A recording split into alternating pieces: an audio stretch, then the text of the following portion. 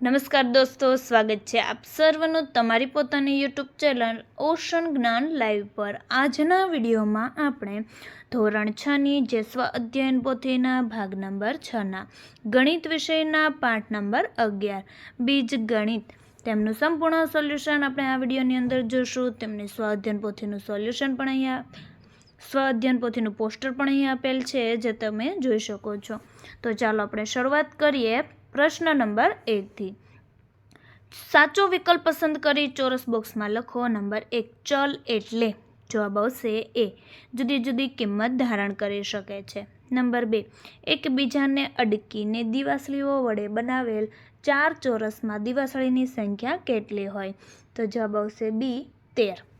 ત્યાર પછી નંબર 3, જે દિવાસળીની સંખ્યા માટે n લઈએ તો 5ની મેચસ્ટિક પેટર્ન રચવા માટેનો નિયમ કયો બને? તો જવાબ આવશે એ, 5n।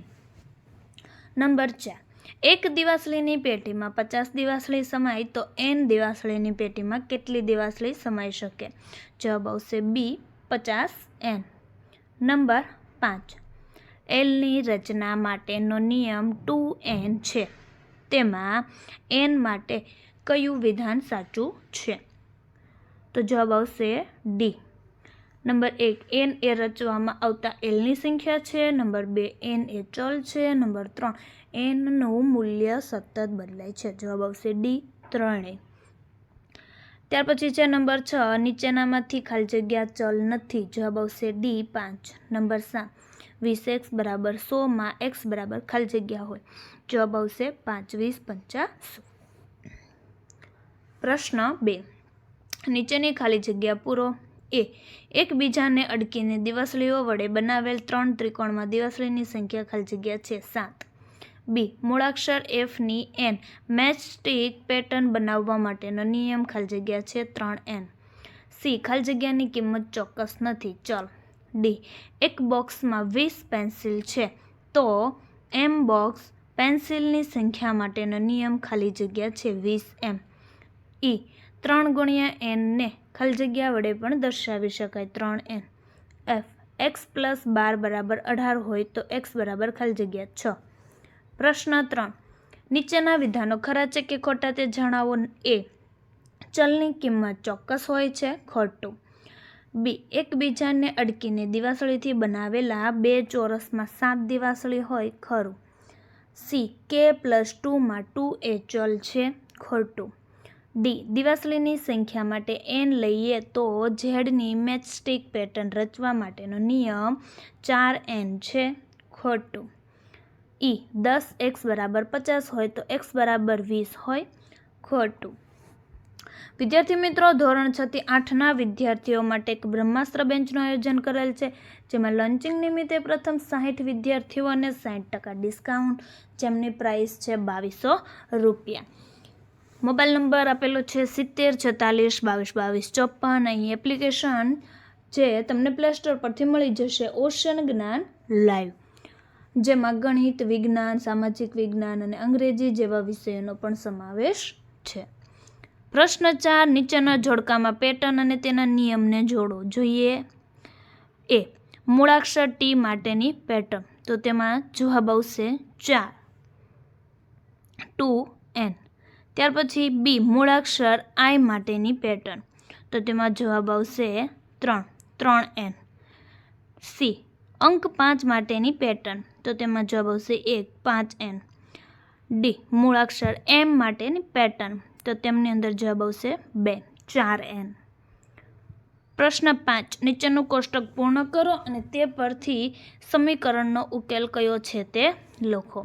જે તમે જોઈ શકો છો, આ રીતના તમારે કોષ્ટકને પૂર્ણ કરવાના છે। ત્યાર પછી બી નંબરનું છે કોષ્ટક, ત્યારબાદ સી નંબર અને ડી નંબર, આ રીતના તમારે કોષ્ટક પૂર્ણ કરવાના છે। ત્યાર પછી પ્રશ્ન 6, પર્વ દિવાસળીની મદદથી અંગ્રેજી મૂળાક્ષર સી, ડબલ્યુ અને વી બનાવે છે, તે માટે તે દિવાસળીઓ નીચે મુજબ ગોઠવે છે। એ, સી બનાવવા માટે સી તો આવા 4 સી બનાવવા કેટલી દિવાસળીઓ જોઈએ? તો કે 12 દિવાસળી જોશે। ત્યાર પછી બી, ડબલ્યુ બનાવવા માટે ડબલ્યુ તો આવા 10 ડબલ્યુ બનાવવા કેટલી દિવાસળી જોઈએ? તો 4n, તો 4 ગુણ્યા 10 એટલે 40. સી, તો વી બનાવવા માટે વી તો આવા 100 વી બનાવવા કેટલી દિવાસળી જોઈએ? તો 2n, તો 2 ગુણ્યા 100 એટલે 200. પ્રશ્ન નંબર 7, નીચેના પેટર્નના નિયમ બનાવી સરખા નિયમ ધરાવતા 3 જૂથમાં વહેંચો. જોઈએ એ મૂળાક્ષર જે માટે પેટર્ન તો 3 દિવાસળી એટલે કે 3n. બી મૂળાક્ષર ઈ માટે પેટર્ન તો 5 દિવાસળી 5n. સી મૂળાક્ષર સી માટેની પેટર્ન 3 દિવાસળી 3n. ડી મૂળાક્ષર વી માટે પેટર્ન 2 દિવાસળી તો 2n. ઈ અંક 2 માટેની પેટર્ન તો 5 દિવાસળી 5n. અને એફ 7 માટે પેટર્ન તો 2 દિવાસળી 2n. ત્યાર પછી જોઈએ પ્રશ્ન નંબર 8, સૂચના મુજબ કરો. નંબર 1, એક બોક્સમાં 20 પેંડા મૂકેલ છે તો પેંડાની કુલ સંખ્યા અને બોક્સની સંખ્યા કેવી રીતે નક્કી કરશો? બોક્સની સંખ્યા માટે બી વાપરો, જે તમને ગણતરી કરી અને અહીં જવાબ આપેલ છે. ત્યાર પછી નંબર 2, સ્કાઉટના તાલીમાર્થીઓ પરેડમાં કૂચ કરે છે. દરેક હારમાં 3 તાલીમાર્થીઓ છે. આપેલ તાલીમાર્થીઓની સંખ્યા અને હાર માટે કયો નિયમ હશે? હારની સંખ્યા માટે તમારે n વાપરવાનો છે. તેમની પણ ગણતરી કરી અને અહીં આપેલ છે. ત્યાર પછી નંબર 3, ધોરણ 6ના વર્ગમાં એક હારમાં 5 વિદ્યાર્થીઓ છે. વિદ્યાર્થીઓની સંખ્યા અને હાર માટે કયો નિયમ થશે? તો હાર માટે તમારે વાપરવાનો છે m. નંબર 4, આયુષ લખોટી ગોઠવી સુંદર પેટર્ન બનાવે છે. તે દરેક હારમાં 5 લખોટી ગોઠવે છે. તેની પેટર્નની n હારમાં કેટલી લખોટી હશે? જો 7 હાર હોય તો કેટલી લખોટી હશે? તો કે 35. નંબર 5, મહેશ એ સુરેશનો નાનો ભાઈ છે. મહેશ 4 વર્ષ નાનો છે. મહેશની ઉંમરના આધારે સુરેશની ઉંમર તમે કેવી રીતે નક્કી કરશો? મહેશની ઉંમર y વર્ષ છે. નંબર 6, એક પક્ષી 1 મિનિટમાં 2 કિલોમીટર ઉડે છે. જો તે અમુક મિનિટ ઉડે તો કેટલું અંતર આવરી શકશે તે તમે કહી શકશો? તો ઉડવાના સમય માટે ટીનો ઉપયોગ કરો. નંબર 7, અનિતા અમરસિંહની દીકરી છે. અનિતાએ અમરસિંહ કરતાં 22 વર્ષ નાની છે. જો અમરસિંહ 25 વર્ષના હોય તો અનિતા 3 વર્ષની હોય. અમરસિંહની ઉંમરના આધારે અનિતાની ઉંમર શોધો. અમરસિંહની ઉંમર x વર્ષ છે. તો તેમની પણ ગણતરી કરી અને અહીં આપેલ છે, જે તમે જોઈ શકો છો. ત્યાર પછી છે નંબર 8, દેવાંશી કેરીની મોટી પેટી ખાલી કરીને નાની પેટીમાં ભરે છે. જ્યારે મોટી પેટી ખાલી થઈ ત્યારે 3 નાની પેટી ભરાઈ અને 3 કેરી બહાર રહી. જો નાની પેટીમાંની કેરીઓ માટે m લેવામાં આવે તો મોટી પેટીમાં કેટલી કેરીઓ હશે? તો તેમની પણ અહીં ગણતરી કરી અને જવાબ આપેલો છે. ત્યાર પછી નંબર 9, મોટા ટોપલામાં ઘણા બધા કેળા હતા. તેમાંથી કેટલા કેળા બાળકોને આપ્યા? પછી 3 કેળા બાકી રહ્યા. જો વહેંચેલ કેળાની સંખ્યા b હોય તો ટોપલામાં કુલ કેટલા કેળા હતા? તો b + 3. નંબર 10, ટુનટુન માસીને મીઠાઈની દુકાન છે. તેમને લાડુ બનાવ્યા અને દુકાનમાં વેચ્યા. દિવસના અંતે 10 લાડુ બાકી રહ્યા. જો ટુનટુન માસીએ x લાડુ વેચ્યા હોય તો ટુનટુન માસીએ કેટલા લાડુ બનાવ્યા હશે? તો x + 10. નંબર 11, વંદના પાસે પાયલ કરતાં 10 પેન્સિલ વધારે છે. જો પાયલ પાસે 5 પેન્સિલ હોય તો વંદના પાસે 15 પેન્સિલ હોય. જો પાયલ પાસે n પેન્સિલ હોય તો વંદના પાસે કેટલી પેન્સિલ હશે? તો કે વંદના પાસે n + 10 પેન્સિલ હશે.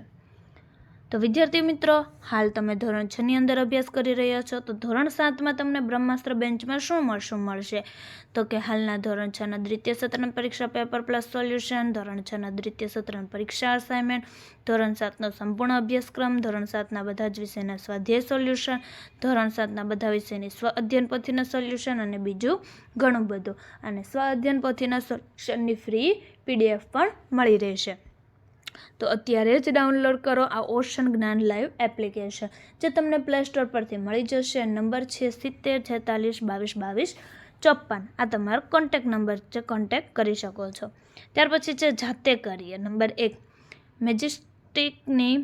મેચસ્ટિકની મદદથી ભૂમિતિના વિવિધ આકારોની પેટર્ન બનાવી તેના નિયમ તારવો. તો જોઈએ, ચોરસ બરાબર 4n અને ત્રિકોણ બરાબર 3n.